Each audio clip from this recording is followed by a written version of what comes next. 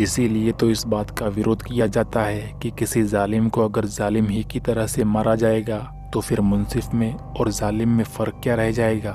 Libya का national transitional council, जो कि एक आर्जी सरकार थी, उसने गद्दाफी के कत्ल की जांच पड़ताल करवाने का ऑर्डर दिया, लेकिन ये जांच पड़ताल कभी भी पूरी नहीं हुई और ना ही मुअम्मर गद्दाफी और उनके बेटे के कत्ल के इल्ज़ाम में किसी को सज़ा दी गई। अब दोस्तों, यहाँ हम लीबिया की बर्बादी के एक हिस्से तक ही पहुँचे हैं। असल तबाही तो अब गद्दाफी की मौत के बाद शुरू होने वाली थी।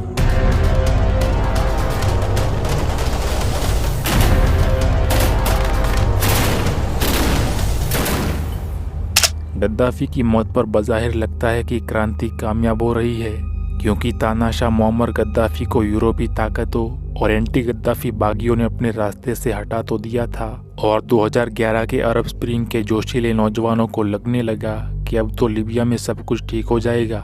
लेकिन याद रखो दोस्तों कि जुल्म का जवाब अगर जुल्म से ही दिया जाएगा तो नतीजा उससे भी बड़ा जुल्म ही निकल कर आएगा।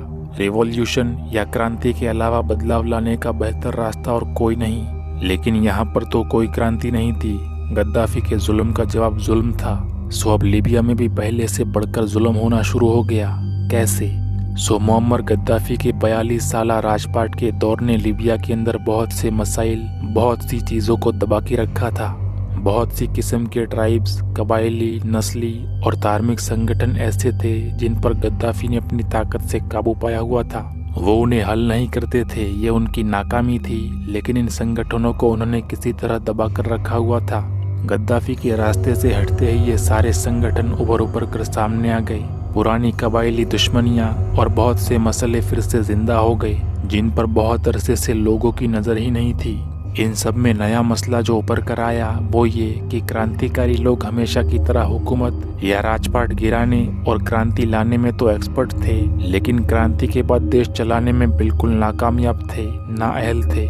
लीबियन क्रांतिकारियों को मालूम ही नहीं था कि इस थोड़ी सी आबादी वाले देश को कैसे आगे लेकर जाना है। गद्दाफी के बाद लीबिया कैसा होगा, लीबिया को कैसे संभाला जाएगा, इस बारे में उन लोगों ने कभी सोचा ही नहीं था। बस क्रांति लाने के जोश में वो सब कुछ रोनते चले जा रहे थे और समझ रहे थे कि गद्दाफी का राजपाट गिराने के बाद सब कुछ ठीक हो जाएगा, बहुत आसान हो जाएगा।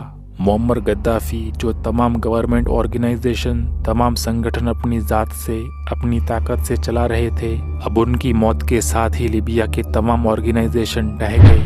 अब देश में ना कोई हुकूमती निज़ाम था और ना ही कोई ऑर्गेनाइजेशन था। यहाँ तक कि पुलिस डिपार्टमेंट, जो जनता की सिक्योरिटी की सबसे पहली ज़रूरत होती है, वो भी ख़त्म हो चुका था। फिर एक खौफनाक मसला ये हुआ कि लीबिया में हज़ारों की तादाद में छोटी छोटी प्राइवेट फोर्सेस बन गई, यानी छोटी फौजी टुकड़ियाँ बन गई, जिनके पास बाहर के देशों के हथियार तो थे, लेकिन करने को कोई काम बिल्कुल नहीं था। वो लोग बेरोज़गार बैठे थे। इन फौजी टुकड़ियों ने क्रांति के बाद गद्दाफी को मारने के बाद एकजुट होने से भी इनकार कर दिया और लीबिया के बहुत से हिस्सों पर कब्जे शुरू कर दिए। जाहिर है बेरोजगार बैठे बैठे उनको कुछ तो करना ही था। हालत ये हो गई कि लीबिया की राजधानी त्रिपोली एक ही वक्त में 7 अलग अलग प्राइवेट फोर्सेस के कब्जे में थी। नेशनल ट्रांजिशनल काउंसिल, जो लीबिया की आर्जी सरकार थी, इसका राजपाट सिर्फ बराए नाम का था। अब इस आर्जी सरकार ने अपने तौर पर यह प्लानिंग की कि कैसे इन प्राइवेट फोर्सेस को ख़त्म किया जाए और अपने कंट्रोल में लाया जाए। ऐसा करने के लिए उन्होंने एक बार ऐलान किया कि तमाम प्राइवेट फोर्सेस को, तमाम फौजी टुकड़ियों को आर्जी सरकार की तरफ से सैलरी दी जाएगी और स्टेप वाइज ये सरकार में हुकूमत में शामिल हो जाएंगे। आर्जी सरकार का ख्याल था कि इनको सैलरी पर रखेंगे तो ये हमारे वफादार हो जाएंगे और आने वाले वक्त में नेशनल आर्मी में शामिल हो जाएंगे। लेकिन आर्जी सरकार के इस फैसले का जो नतीजा निकला वो बिल्कुल उलट था। वो ऐसे कि इन प्राइवेट फोर्सेस के बड़े बड़े लीडर्स ने इस फैसले का नाजायज़ फ़ायदा उठाया। इन लीडर्स ने लीबियन गवर्नमेंट को अपनी फ़ौज की तादाद जितनी थी उससे कहीं ज़्यादा बताई, 2 गुना 3 गुना ज़्यादा बताई। मतलब कि किसी कमांडर के पास अगर 1000 फौजी थे तो उसने बताया कि मेरे पास 2000 फौजी है, 3000 फौजी है, और वो इन सब फौजियों की सैलरी खुद वसूल करने लगे। यूं लीबियन आर्जी सरकार के इस फैसले से करप्शन का एक नया रास्ता खुल गया और ये प्राइवेट फोर्सेस के कमांडर चंद महीनों में मालामाल हो गए। इन प्राइवेट फोर्सेस के अंदर भी कई ग्रुप्स बन गए ताकि ज़्यादा से ज़्यादा पैसे समेटे जा सके। यहीं पर बस नहीं, इन प्राइवेट फोर्सेस ने अपने अपने इलाकों में चेक पोस्ट भी बनाना शुरू कर दी और वहां से निकलने वाले लोगों से जनता से टैक्स वसूल करना भी शुरू कर दिया। इसके साथ ही कई प्राइवेट फोर्सेस ने लीबिया की सबसे बड़ी दौलत यानी ऑयल फील्ड्स पर भी कब्जा करने के लिए लड़ाइयाँ शुरू कर दी।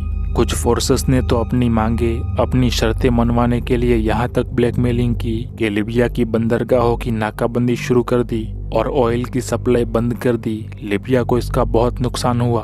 2013 और 2014 के दौरान लीबिया की ऑयल रेवेन्यू को 30 अरब 30 बिलियन डॉलर्स का नुकसान उठाना पड़ा। साल 2015 में लीबिया की ऑयल की पैदावार सिर्फ 3 लाख बैरल रह गई, जो कि पहले 16 लाख बैरल रोजाना की हुआ करती थी। ये तो बस आर्थिक नुकसान था। इसके अलावा सबसे बड़ा नुकसान तो सामाजिक नुकसान था, सोशल लॉस था, जिसमें लोग एक दूसरे पर भरोसा करना ही छोड़ देते हैं और अपने विरोधी को दुश्मन, यहाँ तक कि जाने दुश्मन समझने लगते हैं, बीजेपी और कांग्रेस की तरह। ऐसा वातावरण अच्छे इंसान को भी बुरा बना देता है और बुरे इंसान को खतरनाक बना देता है। यही सब कुछ लीबिया में भी हो रहा था। गद्दाफी को सपोर्ट करने वाले ट्राइब्स और उनके वफादारों ने अब मुअम्मर गद्दाफी के खिलाफ बगावत करने वालों को टारगेट करना शुरू कर दिया और गद्दाफी के बागियों को चुन चुन कर पकड़ कर जान से मारना शुरू कर दिया। लीबिया में फसाद इस हद तक फैल गया कि लोगों के लिए लड़ाई झगड़े और कत्लेआम एक नॉर्मल सी बात बन गई। गद्दाफी रेजिम के एक्स ऑफिसर्स जो बागियों से मिल गए थे, सबसे पहले वो टारगेट बने और उन सबको गद्दार कहा गया। बागी फौज के एक लीडर अब्दुल फतह यूनुस, जो पहले कर्नल गद्दाफी के राइट हैंड हुआ करते थे, अब उनको भी मार दिया गया। उनका कत्ल कर्नल गद्दाफी के मरने के कुछ ही अरसे के बाद जुलाई 2011 में हुआ था, जब वो एक मिलिट्री ऑपरेशन से वापस लौट रहे थे। आज तक ये गुत्थी नहीं सुलझ सकी कि बागियों के सबसे खास, सबसे बड़े मिलिट्री कमांडर अब्दुल फतह यूनुस को किसने मारा, कैसे मारा, क्योंकि इनके मर्डर का इल्जाम खुद उनके अपने ग्रुप के ऊपर भी रहा है और कर्नल गद्दाफी के वफादारों पर भी लगा है। लीबिया में हालात इतने खराब हो गए कि ग्रुप्स के अंदर भी ग्रुप्स बन गए। जैसा कि किसी भी खूनी क्रांति के बाद होता है, बागियों के अंदर भी लड़ाइयाँ होने लगी कि ये लीबियन क्रांति का वफादार है और ये क्रांति का गद्दार है। दोस्तों, वो 22 साल का लड़का ओमरान शाबान, जिसने कर्नल गद्दाफी और उनके बेटे को ड्रेन पाइप्स में से ढूंढ लिया था, पकड़वा लिया था, जो उस वक्त बागियों का हीरो था, उस लड़के को भी किडनैप करके 50 दिनों तक भयानक टॉर्चर किया गया। आखिरकार जब उसने भागने की कोशिश की तो उसे गर्दन और पैर पर गोलियां मारी गई। ऐसी जख्मी हालत में भी उसे अस्पताल में नहीं बल्कि फिर से कैद में डाल दिया गया। लीबिया की नेशनल ट्रांजिशनल काउंसिल ने बड़ी मुश्किल से बातचीत करके उस लड़के को रिहा करवाया, लेकिन इस लड़के को बड़े गहरे जख्म लगे थे जिनका इलाज नामुमकिन था। गद्दाफी के खिलाफ खड़े देश फ्रांस ने इस लड़के को अपने देश का वीज़ा भी भेजा ताकि पेरिस में इसका इलाज करवाया जा सके। फिर ओमरान शाबान को पेरिस के हॉस्पिटल में भी ले जाया गया, लेकिन वहां पर भी वो बच नहीं पाया। गहरे जख्मों की वजह से वो मौत की नींद सो गया। गद्दाफी के एक और कमांडर मुअम्मर हादी अल फितौरी, जो लीबियन क्रांति की शुरुआत में ही गद्दाफी बागियों के साथ मिल गए थे, उनको भी अगस्त 2012 में मौत के घाट उतार दिया गया। ऐसे वक्त में जब वो जुमा की नमाज पढ़ के मस्जिद से निकल ही रहे थे। इन सब के अलावा 14 ऑफिसर्स और थे जो गद्दाफी के बागियों के साथ मिल गए थे। उनको भी बेंगाजी के अंदर एक एक करके कत्ल कर दिया गया। इन सारे मर्डर्स और कत्लों का इल्जाम उन लोगों पर डाला गया जो नए लीबिया में गद्दाफी का नामो निशान भी बाकी नहीं रखना चाहते थे, यानी लीबिया के बागियों के ऊपर। मतलब जिन लोगों को साथ मिलाकर लीबिया में क्रांति लाई गई थी, उनको ही चुन चुन कर मारा जा रहा था। यानी ये कहावत यहाँ पर भी फिट बैठ गई कि क्रांति अपने ही बच्चे खा जाती है। दोस्तों, अगर आप जानना चाहते हैं कि क्रांति अपने बच्चे कैसे खा जाती है, तो हमारी बनाई गई फ्रेंच रिवॉल्यूशन सीरीज को पूरा जरूर देखें। खैर, लीबिया की क्रांति एक एक करके अपने बच्चों को खाई जा रही थी। मुअम्मर गद्दाफी का कत्ल हुए अभी पूरा 1 बरस भी नहीं गुजरा था कि उनके कातिलों के अहम तरीन हीरोज और लीडर्स भी मार दिए गए थे। खास तौर पर क्रांति की शुरुआत करने वाले शहर बेंगाजी के अंदर तो लड़ाइयाँ और टारगेट मर्डर्स आम बात बन गई थी। सिविल वॉर खत्म ही नहीं हो रहा था। दोस्तों, इस सूरत हाल की वजह से उन देशों को भी नुकसान उठाना पड़ा जिन्होंने कर्नल गद्दाफी का तख्ता उलटने में बागियों की मदद की थी। यानी अमेरिका, ब्रिटेन और फ्रांस को भी इसका कुछ नुकसान उठाना पड़ा।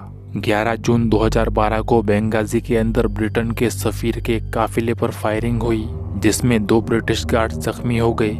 इससे पहले ब्रिटेन की एम्बेसी पर एक बॉम्ब से हमला भी हो चुका था। फायरिंग के इस हादसे के बाद ब्रिटेन लिबिया से अपनी एम्बेसी बंद करके निकल गया। ब्रिटेन के बाद लिबियन मिलिटेंट्स का अगला निशाना बना अमेरिकन काउंसलेट। अमेरिकियों ने बेंगाजी में किराए के घर के अंदर अपना काउंसिल बना रखा था। इसके करीब ही एक और कंपाउंड में भी कुछ और अमेरिकी ठहरे हुए थे। 11 सितंबर 2012 को इन लिबियन मिलिटेंट्स ने अमेरिकी काउंसलेट और उसके करीब के कंपाउंड में चढ़ाई कर दी। इस हमले में अमेरिकी एम्बेसडर क्रिस्टोफर और 3 अमेरिकी और मारे गए। इसी हादसे पर एक मूवी भी बन चुकी है, 13th hours the secret soldier of Benghazi.